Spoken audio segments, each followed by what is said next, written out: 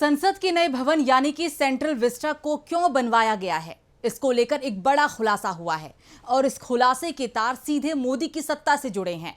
आपको बता दें कि संसद के नए भवन के उद्घाटन के बाद अब गणेश चतुर्थी के दिन बाकायदा शुभ दिन का हवाला देते हुए मोदी सरकार ने इस भवन में प्रवेश भी करा लिया। नए भवन को लेकर कांग्रेस समेत पूरा विपक्ष लगातार बीजेपी पर हमलावर रहा है और एक सवाल बार बार पूछा जा रहा है कि आखिर ऐसी क्या जरूरत पड़ी थी जो नए भवन को बनवाना पड़ा। आखिर वो कौन सा कारण था जिसकी वजह से कोरोना काल में लॉकडाउन के दौरान भी नए भवन को युद्धस्तर पर बनवाया गया। इस सवाल का कोई जवाब मोदी सरकार की ओर से तो नहीं मिला, लेकिन अब एक बड़ा खुलासा किया है और वो भी एक वक्त में बीजेपी की साथी रही शिवसेना ने।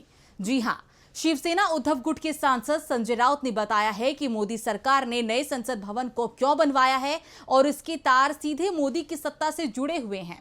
इस भवन को बनवाने के पीछे मोदी के सत्ता में बनी रहने का मकसद दिखाई दे रहा है और वो भी अंधविश्वासों के सहारे। संजय राउत ने तो मोदी सरकार पर एक बड़ा इल्जाम लगाते हुए ये तक कह दिया है कि भारत माता को वृद्धाश्रम में डाल दिया गया है। राहुल गांधी ने संसद में मोदी सरकार पर भारत माता की हत्या का इल्जाम भी लगाया था और अब शिवसेना ने एक दूसरा इल्जाम लगा दिया है। क्या है पूरा मामला, ये आपको इस स्पेशल रिपोर्ट में बताएंगे, पर इससे पहले आपको सेंट्रल विस्टा के बनने की कहानी याद दिलाना चाहती हूँ। मोदी सरकार ने 2020 से लेकर 2024 के बीच सेंट्रल विस्टा जीर्णोद्धार परियोजना तैयार की थी, जिसका मकसद राष्ट्रपति भवन और इंडिया गेट के बीच 3 किलोमीटर लंबे राजपथ को पुनर्जीवित करना था। इस राजपथ को कर्तव्य पथ का नाम मोदी सरकार ने दे दिया है।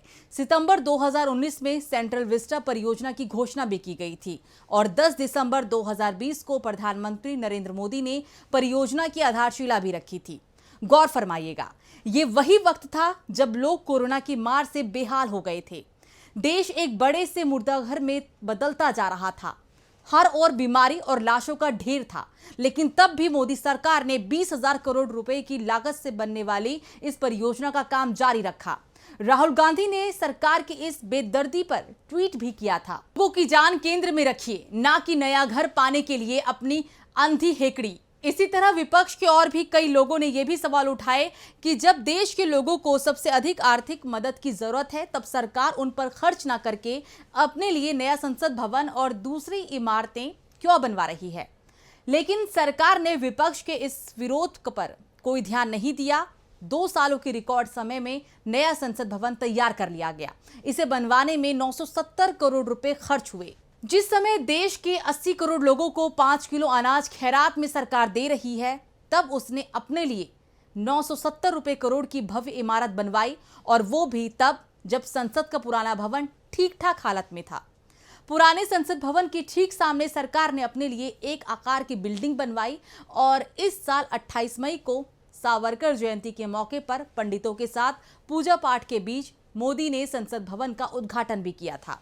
इस मौके पर राष्ट्रपति द्रौपदी मुर्मू को नहीं बुलाया गया और विपक्ष की ओर से भी कोई मौजूद नहीं था। मई में उद्घाटन के बाद भी संसद का मानसून सत्र पुराने भवन में ही लगा, लेकिन अभी 18 सितंबर से मोदी सरकार ने संसद का विशेष सत्र बुलाया और इसके एक दिन बाद 19 सितंबर को गणेश चतुर्थी के दिन नए भवन में प्रवेश किया।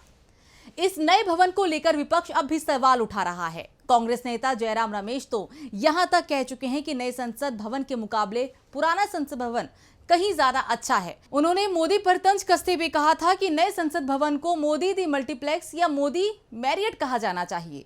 जयराम रमेश ने सोशल मीडिया एक्स पर पोस्ट करते हुए लिखा कि इतने प्रचार के साथ लॉन्च किया गया नया संसद भवन वास्तव में पीएम मोदी के उद्देश्यों को अच्छी तरह से साकार करता है। इसे मोदी मल्टीप्लेक्स या मोदी मैरियट कहा जाना चाहिए। 4 दिनों के बाद मैंने देखा कि दोनों सदनों के अंदर और लॉबी में बातचीत खत्म हो गई थी।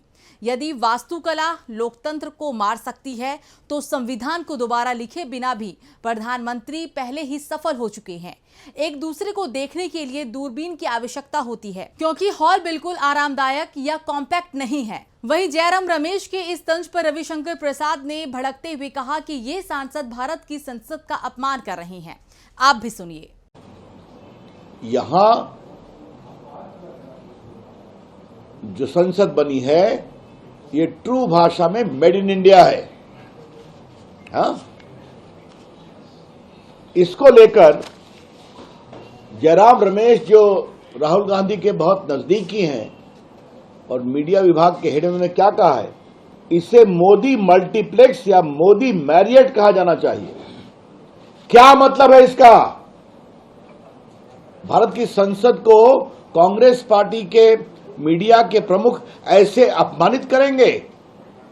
Jairam Ramesh, you have got no right to insult Indians parliament by saying all this. Jairam Ramesh के तंज को बीजेपी पचा नहीं पाई और अब संजय राउत ने जो बड़ा खुलासा किया है उसके बाद बीजेपी की हालत क्या होगी इसका अनुमान लगाना कठिन नहीं है। शिवसेना यूबीटी के राज्यसभा सांसद संजय राउत ने नए संसद भवन को लेकर पीएम मोदी पर हमला किया है। संजय राउत ने सामना में लिखा है कि ऐतिहासिक संसद भवन पर तो ताला लग गया, लेकिन नई इमारत में इतिहास बन पाएगा? इस तरह की महान शख्सियत आज कहां है? पुराना संसद भवन दिल्ली में शान से खड़ा है और कम से कम 100 सालों तक इस इमारत को कुछ नहीं होता, लेकिन प्रधानमंत्री मोदी के मन में आया और इस ऐतिहासिक इमारत को ताला लगा दिया। जब मैं वहां पहुंचा तो दुविधा थी। नए संसद भवन में लोकसभा और राज्यसभा के लिए एक ही दरवाजा है। पुराना संसद भवन व्यवस्थित है, लेकिन उन्होंने सामने एक सौत खड़ी कर दी और सरकारी तिजोरी से 20,000 करोड़ रुपए लुटा दिए। संसद भवन एक प्रेरणादायक और तेजस्वी इमारत होती है। ऐसी इमारतें जर्जर नहीं होती। उन्होंने अनुपयोगी घोषित करना यानी कि भारत माता को वृद्ध बताकर वृद्धाश्रम में डालने जैसा है। मोदी सरकार पर तंज कसते हुए और कहा उन्होंने कि नई इमारत गोमुखी हो, इस तरह की सलाह भी ज्योतिषियों ने दी थी। उसी के मुताबिक नई इमारत का निर्माण कराया। एक तरफ हमारे वैज्ञानिक चांद पर पहुंच गए और उसी देश के नेता सत्ता ना चली जाए इसके डर से नए संसद भवन का निर्माण कराते हैं। दिल्ली में ज्योतिषाचार्य और बुआ बाबाओं की चलती है। दिल्ली की सरकार अंधश्रद्धा और अंधभक्तों के घेरे में घूम रही है। देश को चलाने वालों के मन में अंधश्रद्धा है, ग्रह और कुंडली का प्रभाव है। मौजूदा संसद भवन 10 सालों बाद आपके लिए शुभ नहीं होगा। 10 साल बाद यहाँ कोई टिकता नहीं, तो ऐसे में नए संसद भवन का निर्माण कराओ। इस तरह की ज्योतिषी सलाह मानकर नए संसद भवन का निर्माण किया गया। संजय राउत ने एक बड़ा इल्जाम मोदी सरकार पर लगा दिया है कि सत्ता चले जाने के डर से उसने नए भवन का निर्माण कराया है।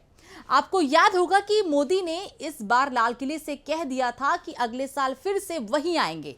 तब सवाल उठा था कि आखिर बिना चुनाव हुए मोदी ये कैसे दावा कर सकते हैं कि वही लौट कर आएंगे। लेकिन अब संजय राउत के खुलासे से संकेत मिल रहे हैं कि मोदी न केवल हिंदुत्व का कार्ड चलकर सत्ता में वापसी चाहते हैं, बल्कि वो इसके लिए अंधविश्वासों का सहारा भी ले रहे हैं। संसद में नए विचारों की आवाजाही होनी चाहिए, लेकिन मोदी सरकार अगर नए भवन से देश को अंधविश्वास के अंधेरे में धकेलना चाह रही है तो ये बड़ी खतरनाक बात है। अब ये बात मोदी सरकार को ही स्पष्ट करना चाहिए कि क्या नए भवन का निर्माण ज्योतिष की सलाह पर किया गया है? क्या सत्ता में आने के लिए मोदी सरकार ने नए भवन को बनवाया है? ये वीडियो आपको हमारी कैसे लगी कमेंट सेक्शन में बताइएगा। चैनल को सब्सक्राइब करना मत भूलिएगा। वीडियो को लाइक और शेयर जरूर करिएगा। नमस्कार।